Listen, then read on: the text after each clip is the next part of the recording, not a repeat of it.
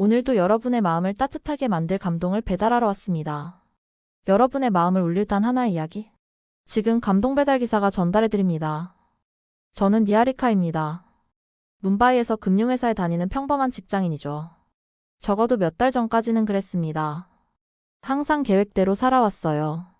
좋은 대학, 좋은 직장, 그리고 언젠가는 부모님이 정해주신 좋은 남편까지. 제 인생의 목표는 단순했습니다. 회사에서 인정받고, 승진하고, 안정적인 삶을 사는 것이었죠. 시간 낭비는 용납할 수 없었어요.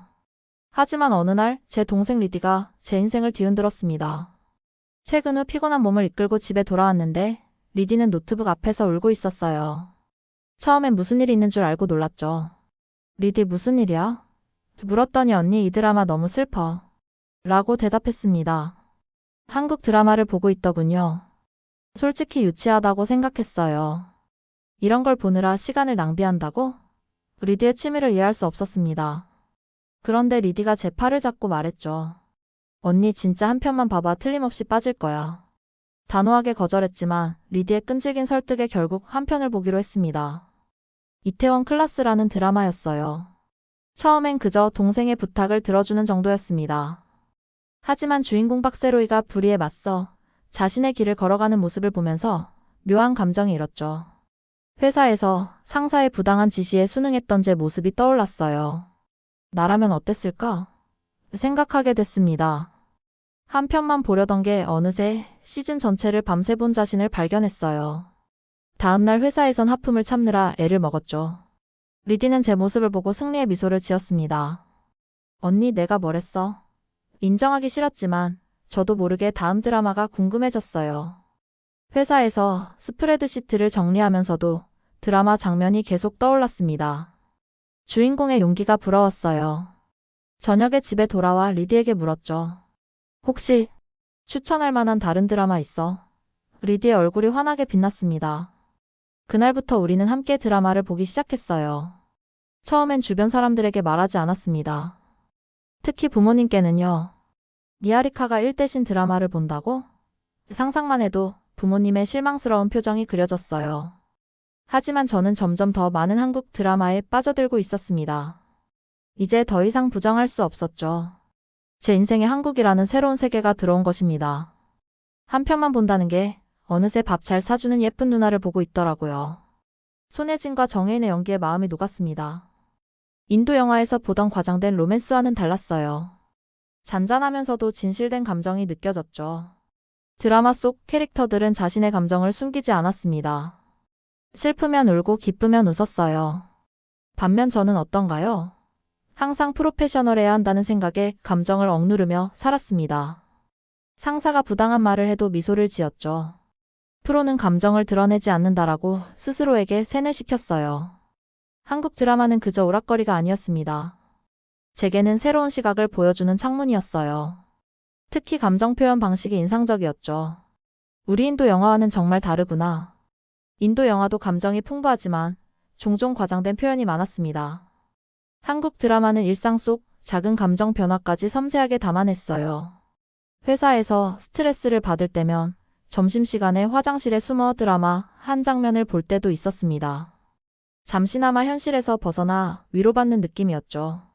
동료들은 제가 왜 갑자기 웃음을 참는지 이해하지 못했어요. 비밀스러운 취미가 생긴 것에 묘한 즐거움도 느꼈습니다. 한국 드라마가 제 삶에 스며들기 시작했어요. 이제는 단순한 시간 때우기가 아니었습니다. 제 일상과 생각, 심지어 꿈까지 영향을 미치기 시작했죠. 그리고 이건 시작에 불과했어요. 드라마를 보다 보니 자연스럽게 OST에도 관심이 생겼습니다. 감미로운 멜로디가 계속 귓가에 맴돌았어요. 휴대폰에 음악을 다운받아 출퇴근길에 듣기 시작했죠. 리디는 제 변화를 즐겁게 지켜보고 있었습니다. 어느 날 제가 한국 노래를 흥얼거리는 걸 듣고 말했어요.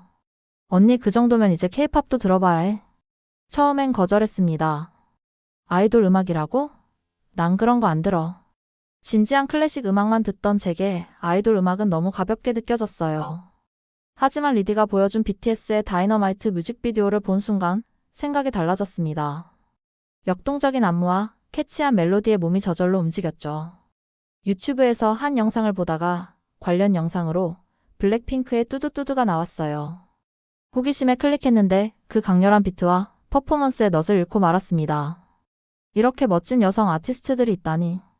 소녀시대, 트와이스, 레드벨벳까지 하나씩 알아가기 시작했어요. K-팝 가수들의 연습생 시절 다큐멘터리를 보면서 충격을 받았습니다.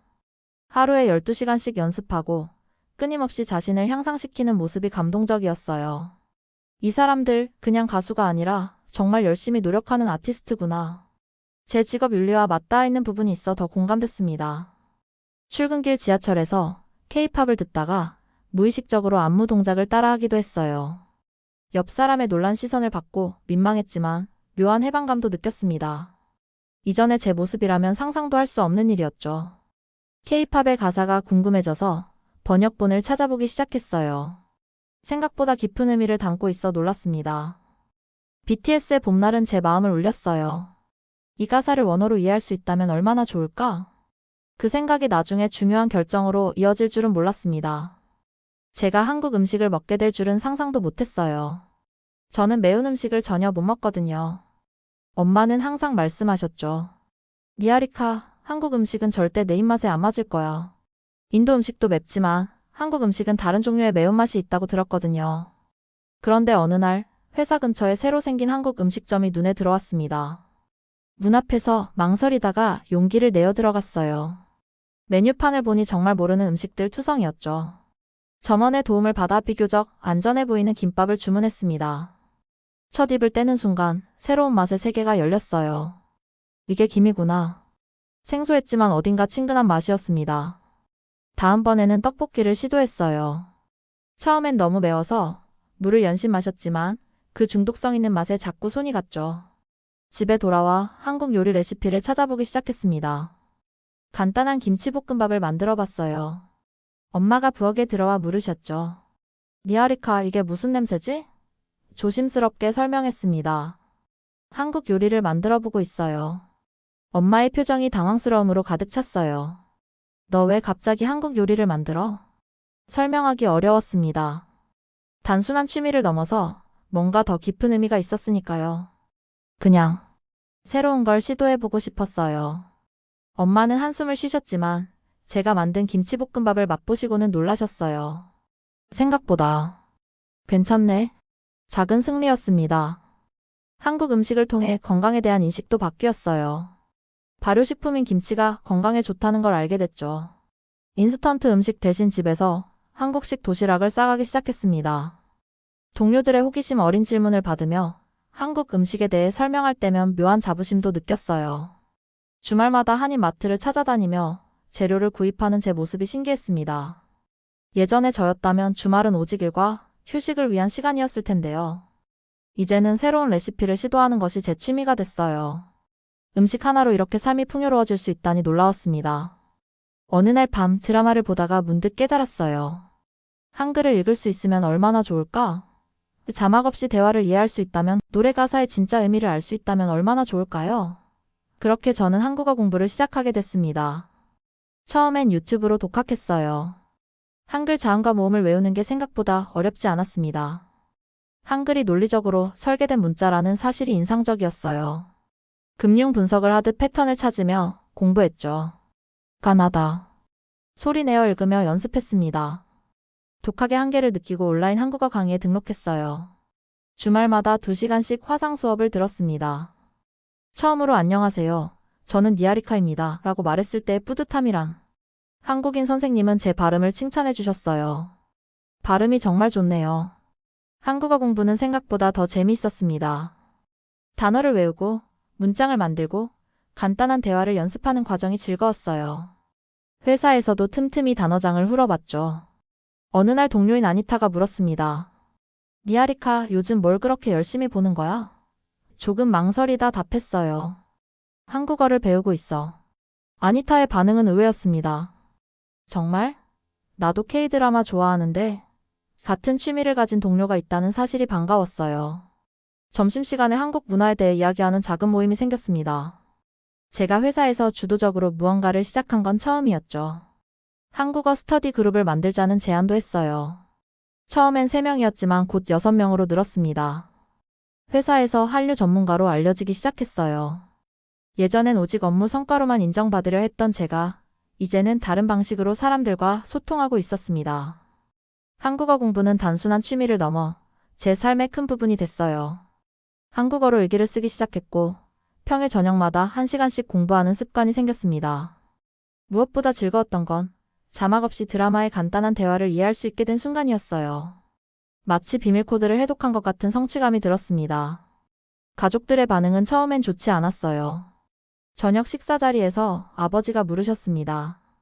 니아리카, 요즘 너 이상하게 행동한다는데 무슨 일이니? 동생 리디가 말했나 봐요. 숨길 수 없는 사실이었습니다. 용기를 내어 대답했어요. 한국 문화에 관심이 생겼어요. 드라마도 보고 음식도 만들고 한국어도 배우고 있어요. 식탁에 침묵이 흘렀습니다. 아버지의 표정이 굳어졌어요. 내 나이가 몇인데 아이돌에 빠져있니? 결혼할 나이에 그런 시간 낭비를. 어머니도 걱정스러운 눈빛으로 말씀하셨죠. 니아리카 그냥 일시적인 관심이겠지? 곧 정신 차리겠지? 마음이 아팠습니다. 제게는 단순한 취미가 아니었어요. 새로운 세계를 발견한 기쁨이었는데 가족들은 이해해주지 않았습니다. 취미일 뿐이에요. 제 일에는 전혀 지장 없어요. 변명처럼 들리는 말이 싫었지만 그렇게밖에 표현할 수 없었어요. 다음날 아버지께서 심각한 표정으로 저를 부르셨습니다. 니아리카, 내 결혼 문제를 얘기해보자. 아버지는 제 나이를 생각하면 결혼을 서둘러야 한다고 하셨어요. 이미 몇몇 적합한 신랑감을 물색 중이라고요. 좋은 가문의 아들을 소개해줄게. 내 한국 취미는 결혼 전에 정리하는 게 좋겠다. 당황스러웠습니다. 아버지, 전 아직 결혼할 준비가 안 됐어요. 제 인생의 중요한 결정을 누군가 대신 내리는 게 불편했어요. 예전엔 당연하게 여겼던 건데 이제는 달랐습니다. 한국 드라마에서 본 주인공들은 자신의 삶을 스스로 결정했어요. 저도 그러고 싶었습니다. 가족과의 갈등은 날이 갈수록 깊어졌어요. 한 번은 어머니가 제 방에서 한국어 교재를 발견하셨습니다. 이런 거 공부할 시간에 요리나 배우지. 시댁에 가면 이런 게 필요한 게 아니라. 반박하고 싶었지만 참았어요. 문화적 차이를 이해하지 못하는 건 어쩔 수 없었습니다. 하지만 포기하고 싶지 않았어요. 한류는 이미 제 삶의 일부가 됐으니까요. 어느 날 용기를 내어 가족들에게 제안했습니다. 다 같이 한국 영화 한 편 보는 건 어때요? 제가 정말 좋은 영화 알아요. 처음엔 거부했지만 끈질긴 설득 끝에 기생충을 함께 보게 됐어요. 영화가 끝난 후 침묵이 흘렀습니다. 아버지가 먼저 입을 여셨어요. 생각보다 괜찮은데? 어머니도 고개를 끄덕이셨죠. 사회계급에 대한 비판이 꽤 날카롭네. 영화를 통해 대화가 시작됐습니다. 한국 영화의 예술성과 메시지에 대해 이야기했어요. 처음으로 한류에 대해 진지한 대화를 나눌 수 있었습니다. 그날 이후 조금씩 변화가 생겼어요. 어머니가 제가 만든 김치찌개를 맛보시고는 레시피를 물어보셨죠. 아버지는 여전히 불만이 있으셨지만 더 이상 시간 낭비라고 말씀하지 않으셨습니다. 동생 리디는 이 모든 과정을 즐겁게 지켜봤어요. 언니, 결국은 가족을 한류 팬으로 만들 거지? 회사에서도 변화가 있었습니다. 한국어를 배우면서 다른 언어와 문화에 대한 감각이 생겼어요. 우리 회사가 한국 기업과 협업할 일이 생겼을 때 저는 자원해서 프로젝트에 참여했습니다. 비즈니스 한국어는 아직 서툴렀지만 문화적 이해가 있다는 것만으로도 큰 도움이 됐어요. 상사는 제 변화를 눈여겨보고 있었습니다. 니아리카, 요즘 많이 달라졌네. 더 활기차고 창의적인 것 같아. 한류를 통해 새로운 시각을 얻은 덕분이었어요. 다양한 관점에서 문제를 바라보는 능력이 생겼고 그것이 업무에도 긍정적인 영향을 미쳤습니다. 1년이 지난 지금 저는 완전히 다른 사람이 됐어요. 여전히 책임감 있고 이성적이지만 감정을 표현하는 법을 배웠습니다. 한국어는 중급 수준에 도달했고 드라마는 자막 없이도 절반 정도 이해할 수 있게 됐어요. 한국 요리는 이제 제 특기가 됐죠. 더 중요한 것은 내면의 변화입니다. 전에는 주어진 길만 따라갔다면 이제는 제 목소리를 내는 법을 배웠어요. 부모님이 소개해준 남자를 만날 때도 제 의견을 분명히 전달했습니다. 결혼은 서두르고 싶지 않아요. 제 커리어와 자기 개발에 집중하고 싶습니다. 놀랍게도 부모님은 제 의견을 존중해 주셨어요. 한류는 단순한 취미가 아니었습니다. 제 삶을 변화시킨 창문이었어요. 다른 문화를 통해 자신을 돌아보고 새로운 가능성을 발견했습니다. 이제 저는 주변의 시선을 두려워하지 않아요. 인도인으로서의 정체성을 지키면서도 다른 문화의 아름다움을 받아들일 수 있게 됐죠. 얼마 전 서울 여행을 계획하기 시작했습니다. 부모님도 응원해 주셨어요. 아버지께서 말씀하셨죠. 니아리카, 내가 정말 좋아하는 걸 찾았다니 기쁘구나. 한류는 제게 새로운 세상을 열어준 문이었습니다.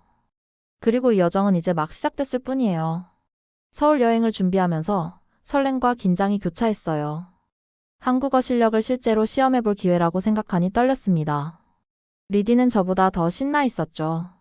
언니, 나도 데려가. 제발. 동생의 열정적인 부탁에 웃음이 나왔어요. 다음번에는 함께 가자. 약속했습니다. 여행 일정을 짜면서 드라마 촬영지를 빼놓을 수 없었어요. 남산타워, 경복궁 한강공원. 화면으로만 보던 장소들을 직접 볼 생각을 하니 가슴이 뛰었습니다. 음식 투어도 계획했어요. 진짜 한국의 떡볶이와 김치찌개는 어떤 맛일지 너무 궁금했죠. 직장 동료들도 제 여행 계획에 관심을 보였습니다. 니아리카, 한국에서 뭐 사올 거야? 아니타가 물었어요. 화장품과 음식이 인기라는 걸 알고 있었습니다. 하지만 제게 더 중요한 건 경험이었어요. 추억을 사올 거야. 진심을 담아 대답했죠. 여행 전날 부모님께서 작은 파티를 열어주셨습니다. 어머니는 한국 레시피를 참고해 비빔밥을 만들어 주셨어요. 아버지는 제 여행 가방을 확인하시며 조언을 해주셨죠. 현금은 충분히 갖고 가니? 여권은? 가족의 지지를 받으니 더 든든했습니다. 인천공항에 도착한 순간 정말 꿈을 꾸는 것 같았어요. 한글로 된 간판들, 공항 안내방송. 실제로 한국에 와 있다는 게 실감나지 않았습니다. 용기를 내어 입국심사 때 처음으로 한국어를 사용했어요. 안녕하세요. 간단한 인사였지만 직원이 미소로 답해줬을 때 자신감이 생겼죠. 서울의 첫인상은 압도적이었어요. 높은 빌딩들, 복잡한 지하철, 어디서나 들리는 케이팝. 드라마에서 본 것보다 훨씬 활기차고 역동적이었습니다. 호텔에 짐을 풀자마자 근처 식당으로 향했어요. 첫 끼니로 선택한 건 삼겹살이었죠. 고기를 직접 구워 먹는 문화가 신기했습니다. 여행 첫날부터 많은 것을 경험했어요. 지하철을 타는 법을 배우고, 길을 물어보고, 음식을 주문하는 과정에서 한국어 실력이 급속도로 늘어났습니다. 실수도 많이 했죠.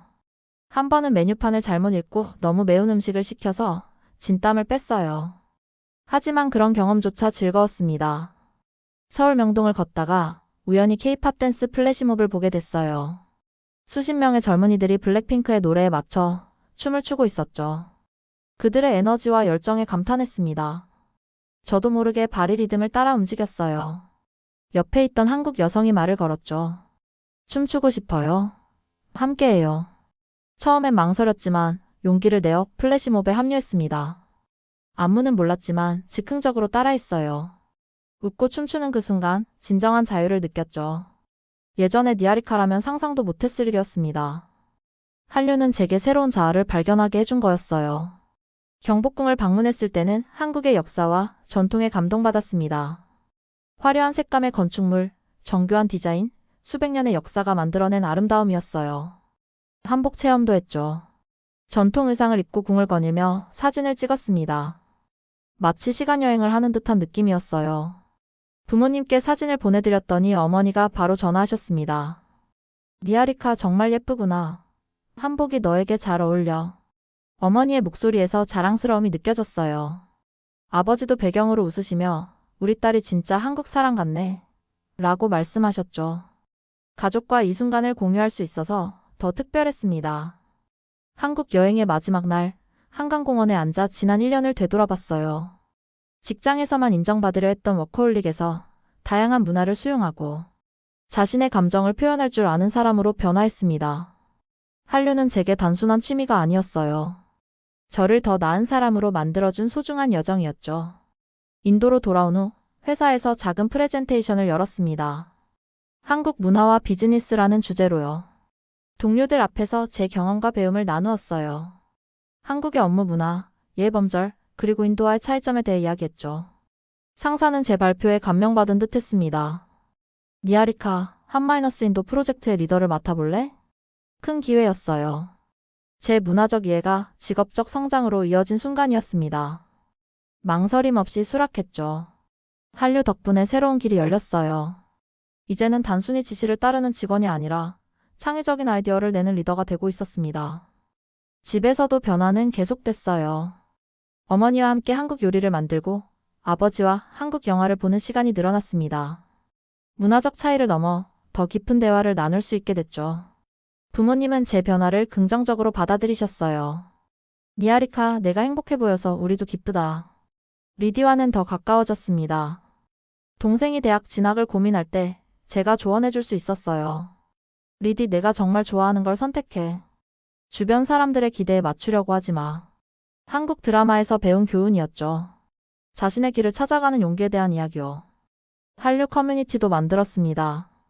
문바이 한류 팬들이 모여 문화 교류를 하는 모임이에요. 한국어 스터디 요리 클래스, 영화 상영회 등 다양한 활동을 진행했죠. 처음엔 작은 모임이었지만 점점 규모가 커졌습니다. 심지어 한국 대사관에서도 관심을 가져주셨어요. 이제 저는 인도와 한국 문화 사이의 다리 역할을 하고 있습니다. 두 문화의 아름다움을 모두 이해하고 소중히 여기게 됐어요. 가끔은 난 인도인인가 한국인인가? 라는 정체성의 혼란을 느낄 때도 있지만 그건 큰 문제가 아니라고 생각합니다. 문화는 국경을 초월하는 것이니까요. 한국 친구들도 생겼어요. 인스타그램에서 시작된 교류가 실제 우정으로 발전했죠. 서로의 문화를 배우고 나누는 과정이 즐거웠습니다. 그들은 제게 더 정확한 한국어를 가르쳐주고 저는 인도 문화에 대해 알려줬어요. 문화 교류는 이렇게 자연스럽게 이루어지는 것이었죠. 한류가 제 삶에 들어온 지 이제 2년이 되어갑니다. 돌이켜보면 그때의 저와 지금의 저는 완전히 다른 사람이에요. 예전에는 삶의 즐거움을 모르고 일만 했다면 이제는 균형 잡힌 삶을 살고 있습니다. 일도 중요하지만 개인적인 관심사와 취미도 소중히 여기게 됐어요.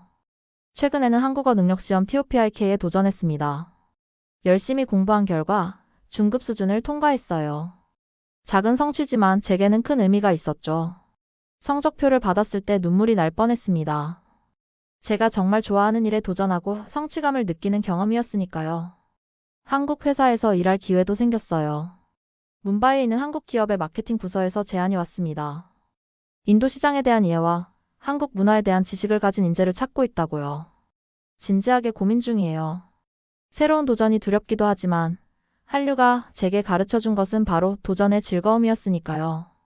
가장 큰 변화는 제 마음가짐입니다. 예전에는 늘 완벽해야 한다는 압박감에 시달렸어요.